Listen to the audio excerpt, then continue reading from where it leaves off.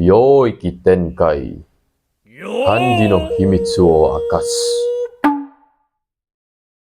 Halo minasang, yokoso. Watashi no Ryoiki Tenkai desu. Izin.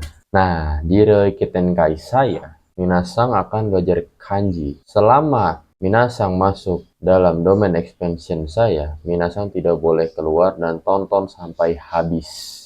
Siapa di sini yang pernah ke perpustakaan? Baca buku, minjem buku, balikin buku, belajar, makan, nggak boleh dong. Nggak boleh makan perpustakaan. Berisik, nggak boleh juga. Nah, siapa juga yang pernah ke taman? Taman alun-alun, alun-alun, taman bukan sih? Taman alun-alun lah, pokoknya taman safari, taman-taman. Nah, dua kata itu yang akan jadi gerbang kita hari ini, yaitu perpustakaan adalah Toshokan dan taman adalah Koweng. Hai minasang, di dalam dua kata itu ada tiga kanji yang sederhana tapi sangat esensial. Hai, kanji yang pertama adalah ini. Kanji apa yo? Terus kedua adalah ini. Dan ketiga adalah ini. Ketiga kanji itu punya fondasi yang sama. Mereka tuh berdirinya itu artinya dalam lingkup besar itu sama. Apa sih? Nah, fondasinya itu dari konsep tempat umum atau public place. Nah, tapi nih walaupun sederhana nih kanjinya, tetap sulit ditulis. Walaupun sederhana, tapi goresan sederhana ini menyimpan cerita sejarah yang unik. Unik nggak tuh? Jadi mari kita bedah satu-satu. Nah, minasang, kita akan masuk ke kanji yang pertama. Adalah kanji ini. Hai, atau bisa kita sebut zu atau to. Yang artinya itu rencana atau peta atau diagram.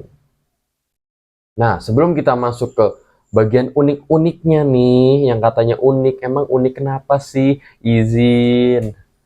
Nah, kita akan melihat cara penulisannya oleh saya yang menulis.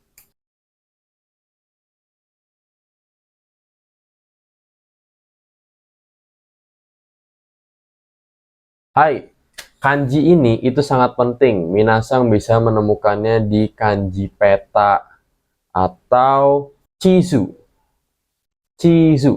Dan bagian dari kanji perpustakaan yang tadi ya, Toshokan. Hai.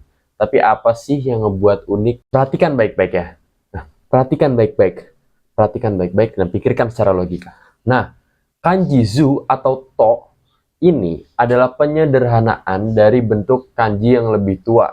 Jadi kanji ini, ting, itu lebih tuanya ini, ting. Nah, gitu. Nah, bentuk luarnya ini yang berbentuk kotak itu berarti wilayah atau batas. Jadi bentuknya kotak. Jadi kan kanji ada kanji di dalam kanji, dalam kanji, dalam kanji, dalam kanji, dalam kanji.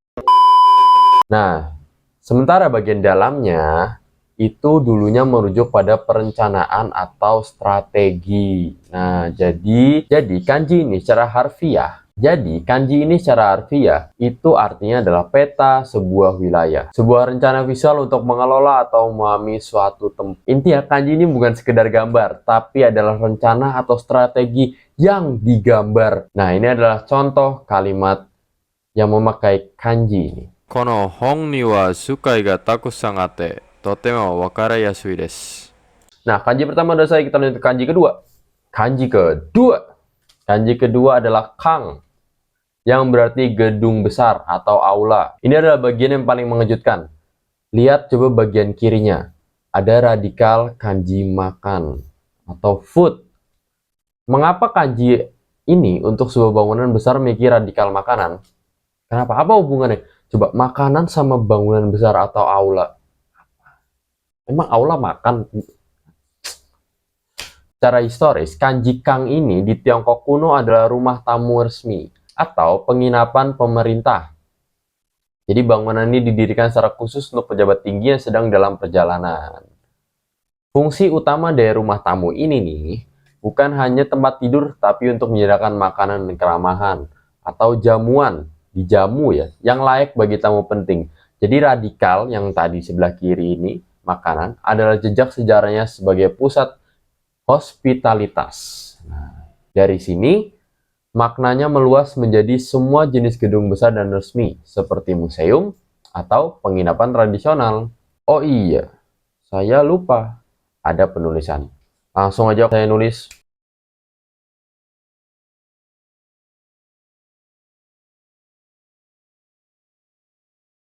Nah, karena sudah selesai tulisannya, kita akan lanjut contoh, beberapa contoh kalimat yang menggunakan kanji kang. Watashi wa shumatsu ni kazoku to issho ni Suisu kokan ni ikimashita.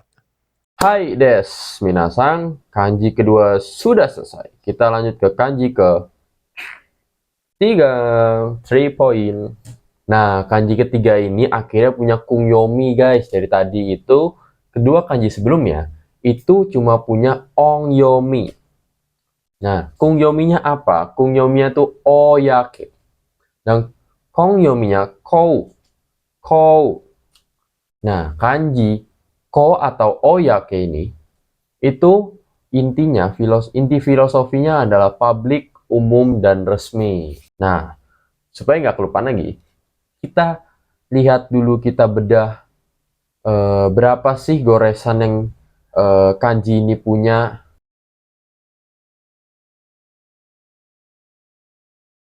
Nah, kanji ini adalah kunci untuk memahami konsep umum. Tapi mari kita lihat bentuknya. Kanji ini secara visual dibagi menjadi dua. Di atas adalah tuh kayak bentuk gunung. Bukan gunung sih, cuma inilah pokoknya. Hachi, yang di sini diartikan sebagai membagi atau memisahkan.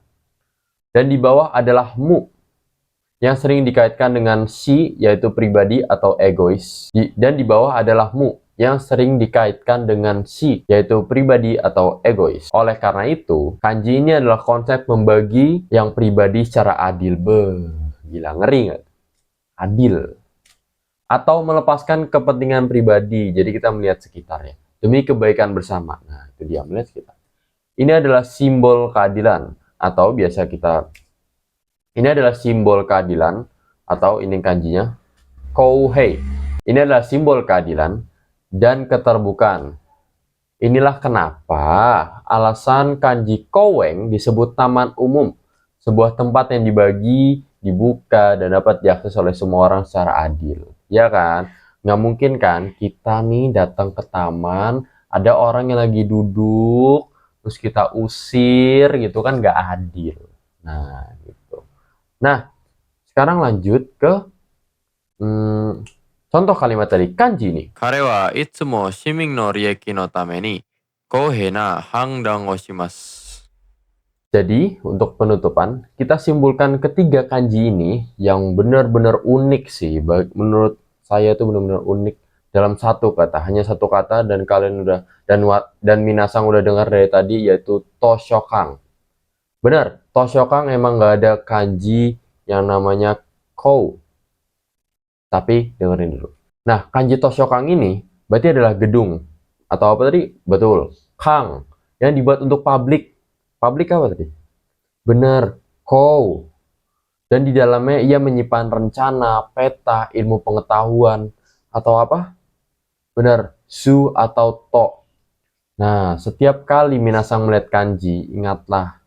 Nah, itu adalah filosofi kanji toshokang yang walaupun nggak ada kanji kang, tapi tetap ada kaitannya dengan kang. Hai minasang. Jadi setiap kali minasang melihat kanji, ingat ya, jangan dilupa. Itu bukan sekedar goresan, tapi setiap kanji itu punya sebuah cerita mini berusia ribuan tahun, bahkan lebih tua daripada kalian semua, bahkan lebih tua daripada minasang semua ya. Dengan memahami ceritanya, minasang tidak hanya menghafal, tapi minasang benar-benar memahami budaya di baliknya. Nah, jadi mulai sekarang, kalau melihat kanji atau minasang menemukan ada kanji baru di sekitarnya, tantang diri minasang untuk melihat apa yang dibalik kanji itu. Jangan hanya melihat, wah kanji ini susah, kanji ini banyak goresannya. Cuma mungkin setiap goresan itu punya makna. Atau seperti tadi kanji Kang yang di sebelah radikalnya dan yang sebelah bagian kirinya kanji makanan, padahal artinya Kang itu gedung, nggak ada sama sekali kaitannya. Tapi ternyata ada filosofinya sendiri. Baik, karena waktu Ryoki Tenkai saya sudah habis, jadi itu watashi wa Martin sang undur diri des.